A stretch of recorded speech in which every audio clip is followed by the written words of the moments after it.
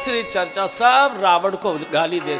देखो जो आतंकवादी राजा होता है कुछ दिन तो आतंक का भय दिखाकर जनता का मुंह बंद कर लेता है, लेकिन जनता जनार्दन कही गई है। एक स्थिति ऐसी आती कि वही जनता थप्पड़ों से मार देती है ऐसे अत्याचारी शासक को।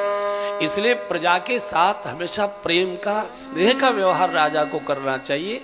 हाँ, थोड़ी बहुत डांट फटकार जरूरी होती है, माता पिता को भी बच्चों को डांटना पड़ता है, लेकिन हर समय अगर ठोक पीट करते रहोगे तो बच्चे छोड़कर चले जाएंगे, आपके पास रहना पसंद नहीं करेंगे। राजाओं का भी यही हाल होता है। पूरी लंका में विद्रोह हो गया, एक ही चर्चा, पाप रावण ने किया है।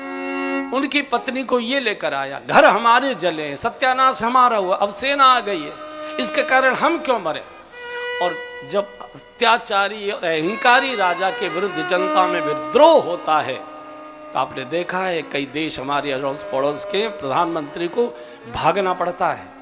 ईडी हमसे हमेशा नहीं डरा पाती है, कभी न कभी विद्रोह हो जाता है। तो सबने मांग करना शुरू कर दिया कि नहीं, लोकसभा का सत्र आना चाहिए और उसमें निर्णय होना चाहिए कि युद्ध हो कि न हो। एक व्यक्ति अपराध करे और सारा देश उसका भोग भोगे, ये नहीं हो सकता। और सभी ने अपने अपने सांसदों को घेराव कर दिया कि लोकसभा का सत्र आहूत होना चाहिए। तो कई बार बड़े अहंकारी को भी दबना पड़ता है जनता को, इसलिए जनार्दन कहा गया है। जनता की मांग पर रावण ने स्वीकार कर लिया, ठीक है लोकसभा का एक सत्र बुलाते हैं, इमरजेंसी आपातकालीन सत्र, उसमें तय करेंगे कि सीता को रखें या वापस करें, युद्ध करें या जो करें। तो जनता ने दूसरा मांग की कि लाइव टेलीकास्ट होना चाहिए कार्यवाही का, हम देखना चाहते हैं कि हमारे क्षेत्र का सांसद क्या बोलता है। वोट उसको हमने दिया है, वो क्या बोलता है। तो रावण इसको भी स्वीकार कर लिया, ठीक। जनता का बहुत बड़ा प्रेशर होता है। अच्छा, सबसे ज्यादा परेशान थी मंदोदरी। अरे भाई, कोई भी महिला पत्नी ही परेशान होगी, किसी दूसरे महिला को तुम अपने यहाँ रखोगे और अपनी पत्नी को तुम फटकार के रखोगे तो वो क्या सोचे, क्या उसका तो यही कल्पना होगी, या तो ये मरे या तो इसका सत्यानाश हो, जो भी हो। तो सबसे ज्यादा तो मंदोदरी दुखी थी। तो मंदोदरी ने भी एक ब्लैक एंड व्हाइट छोटा सा टीवी मंगा लिया कि मैं भी देखती हूँ कौन क्या निर्णय क्या होता है। आज लोकसभा का सत्र आहूत हुआ। सबने सवेरे ही पराठे आलू के बना बना के रख लिए, कोई चौके में टाइम नहीं, पूरा का पूरा लाइव टेलीकास्ट सुनेंगे हम। कार्रवाई प्रारंभ हुई, सब सदस्य, पूरा सदन भरा हुआ बैठा है। रावण धम धम धम धम धम करते राज्यसभा में आया। अहंकारी की चाल भी बड़ी धम धम होती है। आया, सभा खड़ी हो गई, बैठ गए।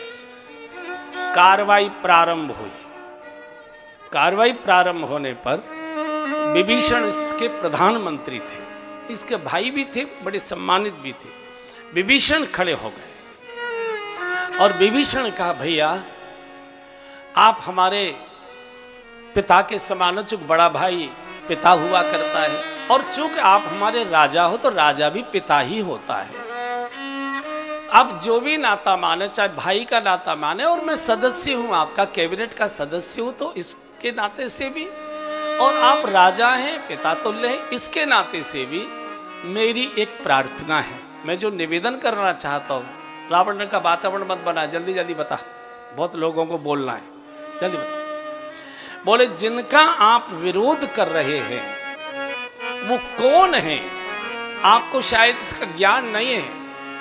रावण ने कहा कि तू ही बता दे। ये विभीषण का भाषण है लोकसभा का, आप इसे प्यार से सुनिए। क्या विभीषण कह रहे? तात राम नहीं नर तात राम नहीं नर भूपाला भुवनेश्वर कालहु कर काला भुवनेश्वर कालहु कर काला।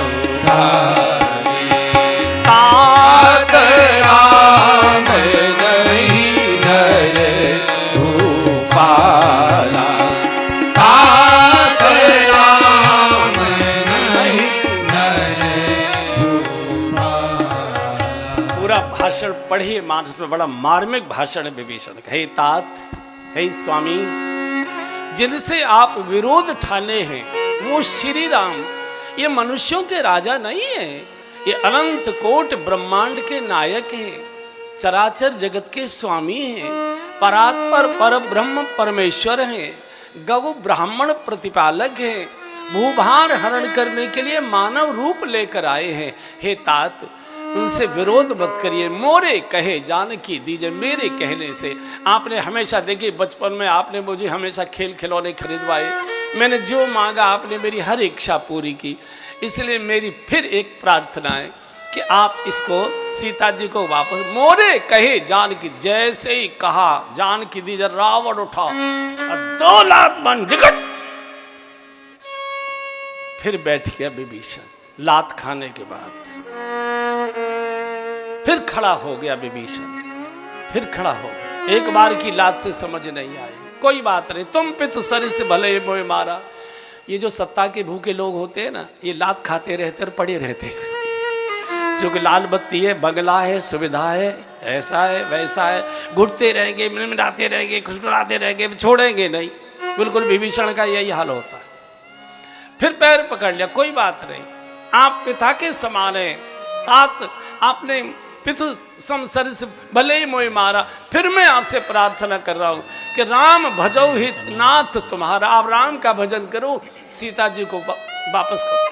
दूसरी बार धक्का मारा, 2 लात, निकल जा, खबरदार शकल नहीं दिखाना। और जैसे ही विभीषण को लात मार कर निकाला, माल्यवंत नाम का एक बड़ा वरिष्ठ मंत्री था, इसका नाना था, कैबिनेट में, वो खड़ा हो गया। माल्यवंत ने कहा कि रावण, वैसे तो तू मेरी बेटी का बेटा है, बच्चे के समान है, बच्चे से भी छोटा है, लेकिन चूंकि तू हमारा राजा है, मैं तेरा मंत्री हूँ, इसलिए तू हमारा स्वामी भी है, जो भी तू नाता मान। लेकिन विभीषण ने एक शब्द गलत नहीं कहा। मैं भी तुमसे कह रहा हूँ, जब से तुम सीता जी को लेकर आए हो, सीता शीत निशा समाई, जैसे जाड़े की रातें बहुत मुश्किल से कटती है, ऐसी स्थिति तुमने लंका की कर दी है। वो कह रहा है, मैं कह रहा हूं कि तुम इसको वापस करो, सीता जी को, लंका को चैन। आए करिया मुंह कर जाए भागे, खबरदार मारूंगा तो ऐसे नहीं कि बुढ़े खुद ही मरा हुआ है तो निकट।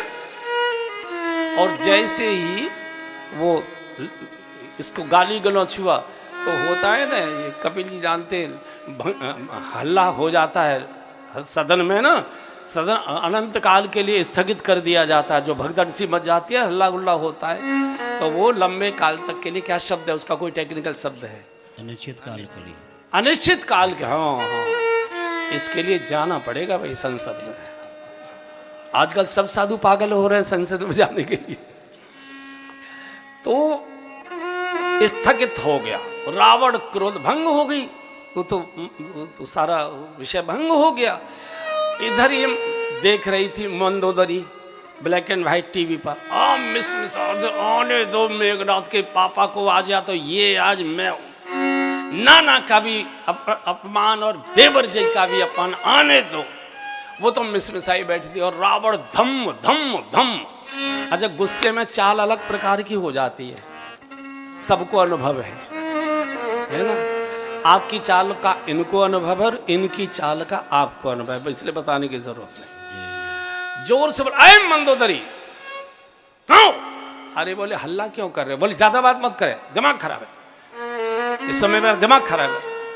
मंदोदरी, तुम्हारा दिमाग कभी ठीक भी रहता है कि आज ही खराब हुआ है? तुम्हारा दिमाग तो हमेशा खराब रहता है। बोले बातें मत कर, आज विभीषण ने मेरा भरी सभा में अपमान किया है।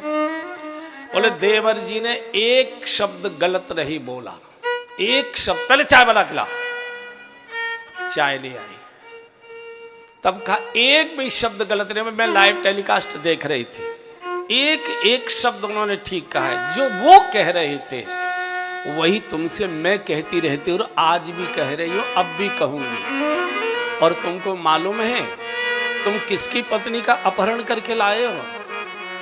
हैं? तुम किसकी पत्नी का अपहरण करके लाए हो? वो कोई सामान्य राजा नहीं है, अनंत कोट ब्रह्मांड के नायक है, चराचर जगत के स्वामी हैं, परात्पर ब्रह्म परमेश्वर हैं, गौ ब्राह्मण प्रतिपालक हैं, तुम उनकी पत्नी का हरण करके लाए और कुशलता चाहते हो।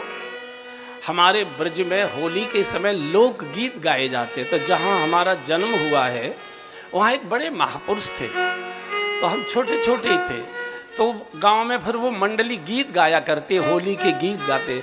यहाँ मंडी वाले सब जानते होंगे, वो जो राजस्थान के आते थे ना पल्लेदार, वो होली में वो गीत गाया करते थे, उधर के है ना लोकगीत बड़े आनंद के होते। तो वो लोकगीत है उस समय का जो मंदोदरी ने रावण को सुनाया है, एक बार गा लीजिए। रघुबर की सिया हरि लाए रे मति मारे गई रे भरतार भला रे मति मारे गई रे भरतार। रघुबर की सिया हरि लाए रे मति मारे गई रे भरतार भला रे मति मारी गई रे भरतार। तीन लोक के नाथ राम से बैर बढ़ायो सैया, तीन लोक के नाथ राम से बैर बढ़ायो सैया।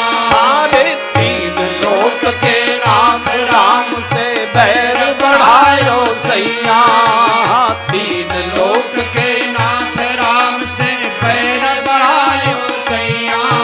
और खंड खंड लंका के कर दे राम लखन दो भैया मति मारे गए रे भरतार भला रे मति मारे गए रे भरतार। रघुबर की सिया हरि लाए रे मति मारे गए रे भरतार भला रे मति मारे गए रे भरतार। सिंधु पार कर कैसे आवे ये तुमको अभिमान, यही तो घमंड है। पार कर कैसे आवे ये तुमको अभिमान। अरे सूख जाए पाताल लोक जब छोड़े अग्नि बाण मति मारे गए रे भरतार भला रे मति मारे गए रे भरतार। रघुबर की सिया हरि लाए रे मति मारे गए रे भरतार। शक्ति का अवतार सिया है नहीं साधारण नारी, शक्ति का अवतार सिया है नहीं साधारण नारी। और कहाँ गयो बल गर्भ तेरो जब बानर लंका जारी मति मारे गई रे भरतार भला रे मति मारे गई रे भरतार। रघुबर की सिया हरि लाए रे मति मारे गई रे भरतार। मुजफ्फरनगर की बहनों को छोड़कर भारत की हर महिला अपने पति को ये कहती तुम्हारी तो मति मारी गई है। यहाँ तो बहुत सभ्यता है, यहाँ तो बहुत सभ्यता है। आप कैसे भी हो तो भी बहुत आदर मिलता है आपको। तो जैसे ही अच्छा ये नहीं बजाएंगे, देखो ना कितने खराब है, ये नहीं बजाएंगे। तो जैसे ही मंदोदरी ने कहा कि शक्ति का अवतार सिया है नहीं साधारण नारी, वो साधारण महिला नहीं है, वो शक्ति का अवतार। और उस दिन तुम्हारा बल कहाँ चला गया था जब अकेला बंदर आया, सारी अशोक वाटिका को उजाड़ गया, लंका को जला के राख कर गया, मेरे लड़के को मार गया दिन में, और तुम देखते रह गए। उस समय तुम्हारा बल कहाँ चला गया। तो रावण जो है चाय पी रहा था, तो ऐसे कप घूंट भर भी नहीं पाया, ऐसे रख दिया। कहा कि मेघनाथ की मम्मी तू ठीक कह रही है कि? बोले मैं तो हमेशा ही ठीक कहती हूँ, तुम मेरी मानती कहाँ हो? मैं तो हमेशा ठीक कहती हूँ। रावण ने कहा देख मुझसे तो जो होना था अब हो गया, अब तू बता, तू पढ़ी लिखी है, मेरठ यूनिवर्सिटी की तू पढ़ी है, मंदोदरी मेरठ की थी, महाराष्ट्र मेरठ का माना जाता है, तू मेरठ पढ़ी हुई है, तू बुद्धि तेरी बहुत तेज है, तू बता मैं क्या करूं, मुझसे तो जो रहा तो हो गया, तू बता। बोले मानोगे तो हो, नहीं करोगे तो अपनी। बोले नहीं, जो तू कहेगी। बोले मानोगे? हाँ। तो बस मेरी अगर मानते हो तो सीता को ले जाओ नाथ रघुवर की शरण पधारो, सीता को ले जाओ नाथ रघुवर की शरण पधारो। हाँ, सीता को ले जाओ नाथ रघुवर की शरण पधारो, सीता को ले जाओ नाथ रघुवर की शरण पधारो। अरे शरणागत के रक्षक है, बच जाए गो वंश तिहारो, मति मारे गई रे भरतार भलारे, मति मारे गई रे भरतार। रघुवर की सिया हरि लाए रे, मति मारे गई रे भरतार भलारे, मति मारी गई रे भरतार। एक ही प्रार्थना है, सीता जी को लेकर भगवान को समर्पित कर दो, कम से कम परिवार बच जाए। और जैसे का सीता को वापस कर दो। एकदम रावण चीख पड़ा, मूर्ख, तू कॉलेज में पढ़ी है कि नकल के पास कर आई है? उसे तू ब्रह्म कहती है, उसे तू भगवान कहती है, जिसमें साधारण मनुष्य की अकल नहीं है, जिसको ये नहीं मालूम कि सोने का हिरण नहीं होता, और वो सोने के हिरण के मृग में पत्नी को गमा बैठा। और बुरे से बुरे पुत्र को भी बाप कभी घर से नहीं निकालता है। अगुण अमान जानते ही पिता दीन बनवास, इसमें कुछ भी नहीं था, इसलिए बाप ने घर से चल चाय गरम करके ला। कप तो उठा ले गई मंदोदरी, लेकिन चौके में नहीं गई, सीधी ड्रेसिंग रूम में चली गई। और जितने हार जेवर आदि सुहाग के चिन्ह पहने थी, सब उतार के लॉकर में बंद कर दिए, और मन से कह दिया, मरे तुझे जब मरना हो मर जाना, मैं तो विधवा हो गई आज से। ये रावण किसी की नहीं सुनता है। यहाँ विभीषण का भी एक दोष कहिए या कमजोरी कहिए, जो भी कहिए, ये रावण विभीषण के साथ कलंक लग गया। घर का भेदी लंका ढावे, कलंक लग गया। भले ही भगवान की शरण में आया, लेकिन कलंक लगा कर आया। कारण अगर ये हनुमान जी की बात मानकर आ गया होता तो विभीषण के सारे भारत में मंदिर बन गए होते, इसकी आरती उतारी जा रही थी। ये आया है रावण की लात खाकर। क्यों? सत्ता का भूखा था, कैबिनेट से छुट्टी नहीं चाहता था कि सत्ता का सुख बहुत बड़ा हुआ करता है। अगर ये त्याग करके आता, कोई बात नहीं, चलो लात खाकर ही आया, आ गया भगवान की शरण में, भगवान के पास। तो सेवकों ने पकड़ लिया, कहाँ से आया भाई? इस किनारे आ गया। कहाँ से आया? कौन है तू? बोले भगवान से मिलने आया हूँ, मेरा नाम विभीषण है और मैं रावण का छोटा भाई हूँ, उसका कैबिनेट मिनिस्टर था, भगवान से हमको भेंट कर लिए। अच्छा तू रावण का भाई, इधर मैं ट्रैक्टर लगाओ, तलाशी लो, ये करो वो करो वो करो। भगवान के पास समाचार, हनुमान जी के पास, हनुमान जी के बिना कोई प्रवेश नहीं था किसी को। हनुमान जी को समाचार के कोई विभीषण नाम का व्यक्ति आया है, रावण का छोटा भाई कहता है, और आपका भी परिचय बता रहा है कि मेरी हनुमान जी से अच्छी जान पहचान है। बोले चलो जल्दी लेकर चलो, लेकर आओ। और जाते ही दूर से देखा, विभीषण ने भगवान स्फटिक शिला पर बैठे थे, दूर ही ते देखे दो भ्राता, नैनानंद दान के दाता। और क्या परिचय देता है? नाथ दशानन कर में भाई, नाथ दशानन कर में भ्राता, निशिचर वंश जगम सुर त्राता, निशिचर वंश जगम सुर त्राता, सहज पाप प्रिय तामस देहा, सहज पाप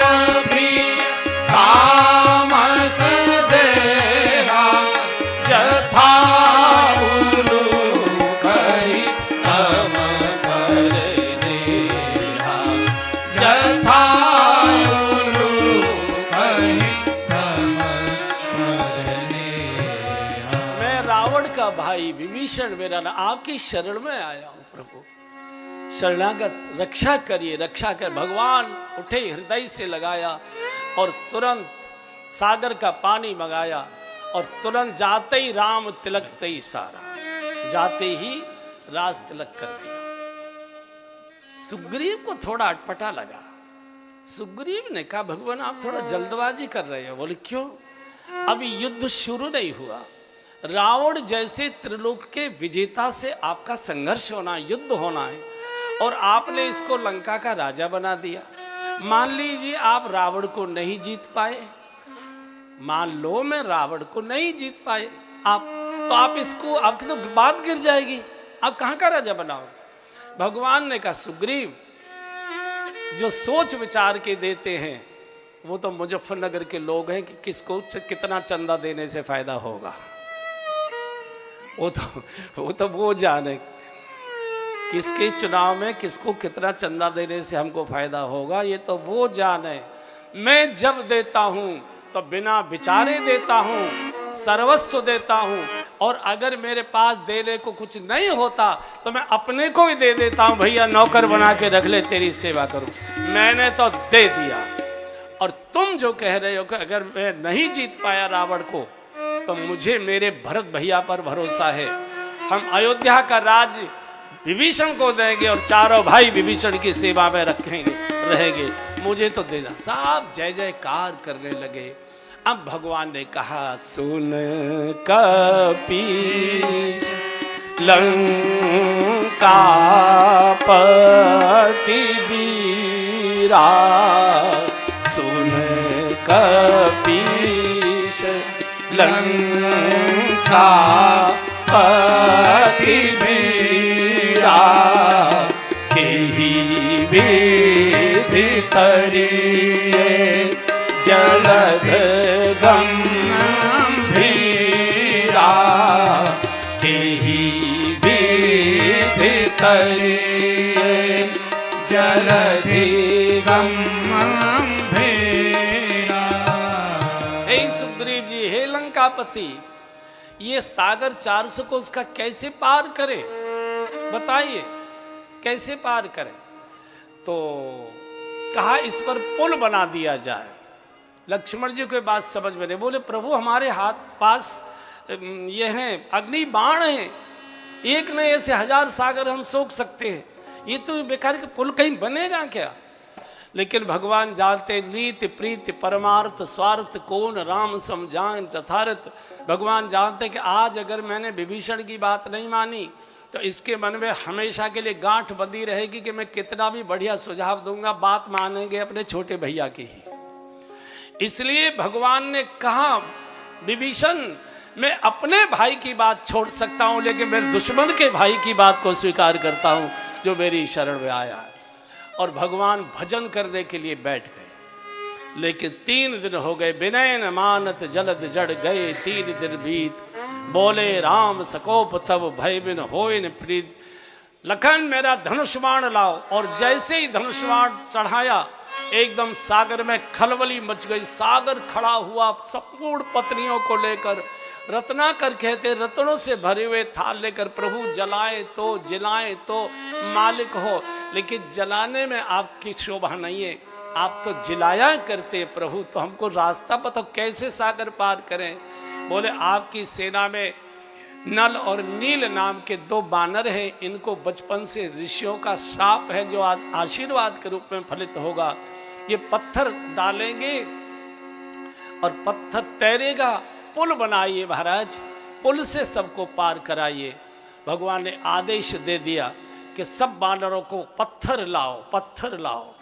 पत्थर ला के इकट्ठे करने लगे। नल और नील उसको उठाते हैं और सागर में फेंकते हैं। पत्थर तैरने लगे, पत्थर तैरने लगे। लेकिन पुल तो बनेगा तब जब पत्थर से पत्थर जुड़ेगा सीमेंट चूल्हे से, तो सारे सागर में पत्थर ही पत्थर, बड़ी समस्या हो गई। तो हनुमान जी के पास शिकायत गई कि पुल तो बन नहीं पा रहा है, पत्थर तैर तो रहे हैं, लेकिन पुल तो तब बनेगा जब जुड़ेगा। तो हनुमान जी का पहले पत्थर मेरे पास लाइए, पहले पत्थर मेरे पास लाइए, मैं बताऊंगा।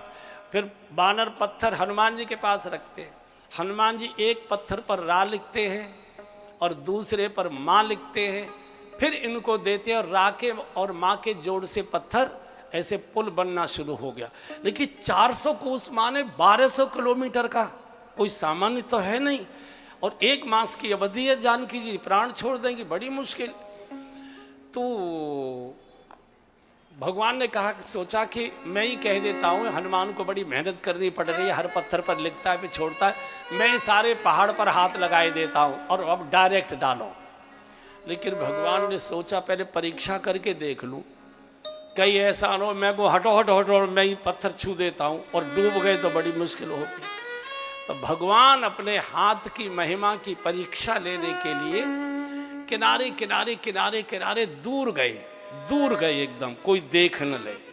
अच्छा, हनुमान जी का नियम है कि जो कुछ भी करते हैं वो भगवान का दर्शन करके करते हैं। तो भगवान गए तो पीछे पीछे हनुमान जी भी चले, पहाड़ की इस ओर भगवान और पहाड़ के पीछे पीछे हनुमान जी देखते क्या करते भगवान।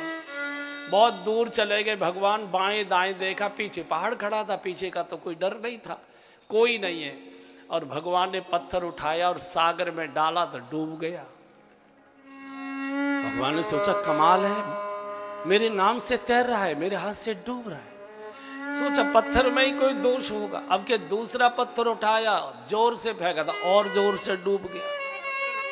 भगवान को तो पसीना आ गया। फिर तीसरी बार कोशिश की और तीसरी बार पत्थर उठा के और जोर से तो और गहरा चला गया। अब तो भगवान घबरा गए, बोले तो बहुत ही अच्छा हुआ कि अकेले में आ गए। ऐसी स्थिति में आदमी बाएं दाएं देखा करता है। आप तो शहर के बड़े लोग हैं, हम लोग गरीब गांव में पैदा हुए। ब्रज बहुत ज़्यादा पिछड़ा प्रदेश था किसी समय, है अभी भी। तो हम लोग साइकिल से जाया करते, कच्चे रास्ते होते थे तो पोखरों में से रास्ते थे। वर्षा होती तो पोखर भर जाती थी, साइकिल स्लिप हो जाया करती थी। तो कई बार जब साइकिल गिर जाती थी, स्लिप हो जाती थी, तो घुटना कहाँ छिलाए, पजामा कहाँ फटाए, ये कम देखा करते थे। पहले ये उठ के देखते थे, कोई देख तो नहीं रहा था गिरते गिरते। ऐसा होता है ना, आपने देखा हो, कोई देख तो नहीं रहा। तो भगवान ने ऐसे ऐसे पीछे देखा तो पीछे खड़े हनुमान जी मुस्कुरा रहे थे। भगवान बोले, हनुमान तुम यहाँ कब से खड़े हो? बोले, प्रभु चिंता मत करो, जब से पहला पत्थर डूबा है तभी से खड़ा हूं। अब तो भगवान घबरा गए, सारे बानरों में मेरी मजाक कर देगा, सब मेरी मजाक कर देगा। प्रभु को जब संकोच में देखा, हनुमान जी पास आ गए, चरणों में बैठ गए। प्रभु संकोच छोड़िए आप। बोले, भैया संकोच स्वाभाविक है, मेरे नाम से पत्थर तैर रहा है और मेरे हाथ से पत्थर डूब रहा है। हनुमान जी ने कहा, आपके नाम से हमेशा तैरेगा और प्रभु आपके हाथ से हमेशा डूबेगा। भगवान ने कहा, ऐसे क्यों हो सकता है? तब हनुमान जी ने कहा, प्रभु जैसे तैसे जीव साधना की कठिनाइयां पार करते करते आपके हाथ में आता है, और सरकार जिसे आप ही अपने हाथ से छोड़ दोगे वो तो डूबेगा ही डूबेगा, उसे कौन बचाएगा? जिसे आप ही अपने हाथ से छोड़ दोगे। और शास्त्र कहता, कलयुग केवल नाम आधारा, कलयुग केवल नाम आधारा, सुमेरी सुमेरी नर उतरहि पारा, सुमेरी सुमेरी नर उतरहि पारा, भाव को भाव अनख आलस हूँ, भाव को भाव अनख आलस हूँ, हाँ नाम जपत मंगल दिश दस हूँ, नाम जपत मंगल दिश दस हूँ, विवश हूँ राम राम जी कही,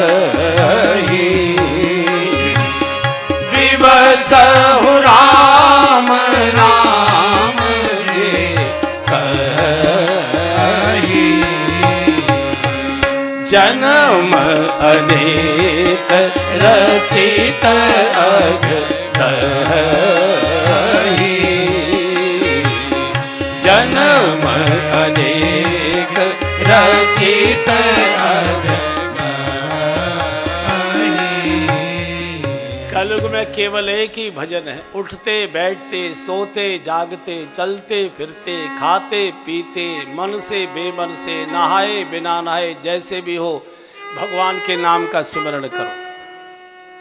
और कोई कलयुग में दूसरा भजन ही नहीं। यही कलिकालन साधन दूजा, राम ही सुमिरिए गाइए राम है।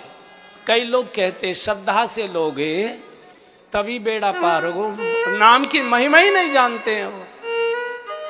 डॉक्टर औषधि देते हैं, कभी ये नहीं कहते कि पुड़िया मंदिर में बैठकर खाओगे तभी फायदा करेगी, या नहा धो के खाओगे तभी फायदा करेगी। डॉक्टर कहते जैसे हो एक बार दवाई मुंह में चली जानी चाहिए, फायदा ही होगा। और गाली देकर खाओगे तो जल्दी फायदा करेगी। दवाई को अगर गाली देकर खाओगे तो जल्दी फायदा करेगी, नहीं फायदा किया तो बार बार उसे गाली खानी पड़ेगी, तो कहेगी इसका पिंड काटो जल्दी से। भजन के नाम पर बहुत भ्रमित कर दिया है। बिजली के तार को जानबूझकर छुओगे तो भी झटका खाओगे, अनजाने में छुओगे तो भी झटका खाओगे, गाली देकर छुओगे तो भी झटका खाओगे, हाथ जोड़कर छुओगे तो भी झटका खाओगे। भाव कुभाव अनख आलस हो, नाम जपत मंगल दिस दस। उठते बैठते सोते जागते चलते फिरते नहाए बिना नहाए खाए बिना खाए, और कोई भी नाम लीजिए। लोग कहते हैं एक नाम में निष्ठा चाहिए, गलत कहते हो। एक नाम होता ही नहीं है भगवान का। भगवान के सहस्त्र नाम है, विष्णु सहस्त्र नाम, राम सहस्त्र नाम, शिव सहस्त्र नाम, दुर्गा सहस्त्र नाम। देखो आप सब मेरे सामने गृहस्थी बैठे, हमारे घर में बच्चा हुआ, उस बालक को दादी किसी और नाम से बुलाती है, उसी बच्चे को माँ किसी और नाम से बोलती है, उसी बच्चे को पिताजी किसी और नाम से बोलते हैं, उसका नाम स्कूल में कोई और लिखा हुआ है, दोस्त उसी को किसी और नाम से बुलाते। बालक एक ही है, नाम उसके कई हो गए, नाम उसके कई हो गए। इसलिए बिल्कुल भी ये मत करिए कि सब नाम उनके हैं, हर नाम उनका है। वो जानता है कि मुझे ही पुकार रहा है और किसी को। इसलिए हमारे ब्रज के साधु कहते हैं राम नाम नित बोल, अरे मन बावरिया। राम नाम नित बोल, अरे मन बावरिया। राम नाम नित बोल, अरे मन बावरिया। राम नाम है प्रभु का प्यारा, राम नाम है प्रभु का प्यारा। जीवन का है यही सहारा, जीवन का है यही सहारा। जगह जगह मत डोल, अरे मन बावरिया। जगह जगह मत डोल, अरे मन बावरिया। राम नाम नित बोल, अरे मन बावरिया। राम नाम नित बोल। बैठो, मौका दूंगा, आगे बैठ जाओ। तो भगवान का नाम कैसे भी भाव कुभाव अनख आलस हो। मैंने शायद पहले कभी सुनाई होगी कथा, आपने सुनी भी होगी किसी न किसी संत महापुरुष के श्रीमुख से। महाराष्ट्र के एक बड़े संत हुए, संत एकनाथ जी महाराज, पंढरपुर में निवास करते थे, बड़े संत हुए। तो नाम जप करते, विठ्ठल विठ्ठल विठ्ठल, उठते बैठते सोते जागते। अब वहाँ पहले पुराने समय में शौचालय कोई आज के जैसे कोई अटैच और कोई बड़े फ्लश के तो होते नहीं थे। संडास होता था, सामने टाट का वो लटका रहता था। तो शौचालय में बैठे एक नाथ जी, अब इनको हर समय नाम की जप की आदत, तो कमचे से जीव पकड़ कर बैठ जाए। एक दिन इनका सेवक वहां से निकल रहा था और संयोग से हवा का झोंका चला तो थोड़ा सा टाट हटा, तो देखा गुरुजी शौचालय में जीभ पकड़ कर बैठे।